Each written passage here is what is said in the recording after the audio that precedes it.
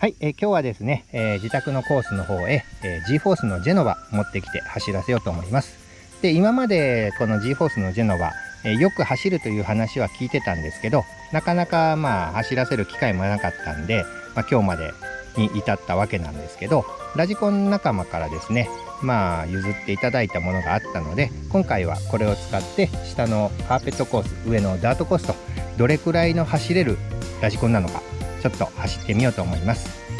で、あとですね、これは余談なんですけど、もともと G-FORCE のですね、このジェノバ、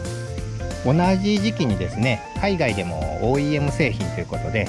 出てたんですけれど、そちらの方の価格帯がですね、なんとグラスホッパーと同じぐらいの価格だったものですから、その価格帯だけを見るとね、エントリークラスっていう感じなんですけど、これを機会に今日はどれくらい走れるものなのか、ちょっと試してみようと思います。それでは早速ですね、橋の折り口のところのカーペットもちょっと頑張って貼れたので、それも含めてテスト的に走ってみようと思います。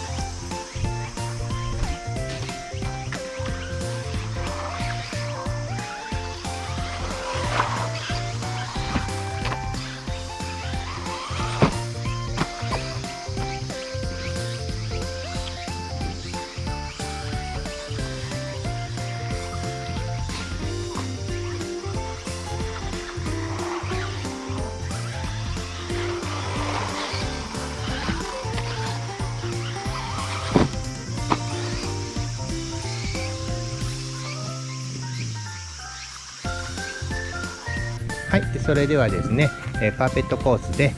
カクタスのリアタイヤとカットスタッカーのフロントタイヤで走らせてみました。で、ハイエンドとかと比べるとですね、ちょっとあれかなと思うんですけど、ステアリングがちょっとね、もっさりというか、キビキビと動いてくれなかったような感じがしました。これもサスアームがものすごく柔らかいので、この辺が原因なのかなと思いつつ、オプションパーツで強化サスアーム等を入れればもう少しかっちりした動きになるんじゃないかなと思います。あとはダンパーを短くしたりして対策はしてきてはみたんですけど、ジャンプ飛ばすとですね、結構ユニバーサルが抜けるんですよね。ストローク量を調整したんですけど、この辺りはもう少し対策しないといけないかなと思います。でもこの後はダートコースなので、純正の、ジェノバのタイヤをつけて、走らせてみようと思います。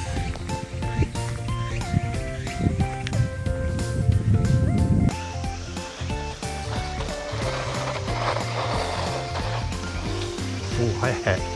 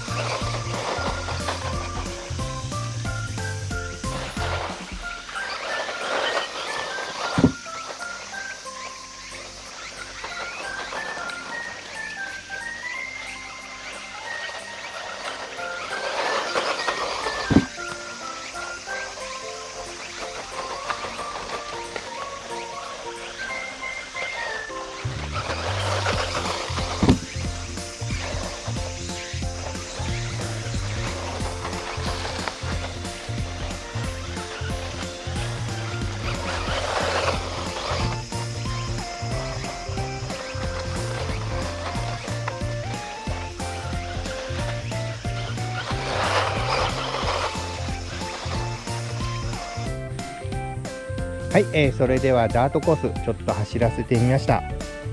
想像以上にね、よく走ってくれました。やっぱりダートコース向けに作られてる車だけあって、コーナーリングもですね操作しやすいですし、タイヤのグリップが思いのほか良かったんで、これはこっちの上で遊ばせる方が楽しいかなっていう感じでした。ただちょっとね若干ですけどアンダーステア傾向だったので、フロントのタイヤはまた変えてみたりしても面白いかなと思うんですけど、結論としてはカーペットコースもダートコースも、よく走ってくれる車だなという感想です。あとはまたダートコース、カーペットコースとともにですね調整しながらもう少しよく走ってくれる車にしようかとは思うんですけど、本日の動画に関しては以上となります。また、今後もこういったラジコンの動画、自分の興味の持ったことはどんどん動画にしていきますんで、よければいいねボタン、チャンネル登録もよろしくお願いいたします。それでは最後までご視聴いただきありがとうございました。失礼いたします。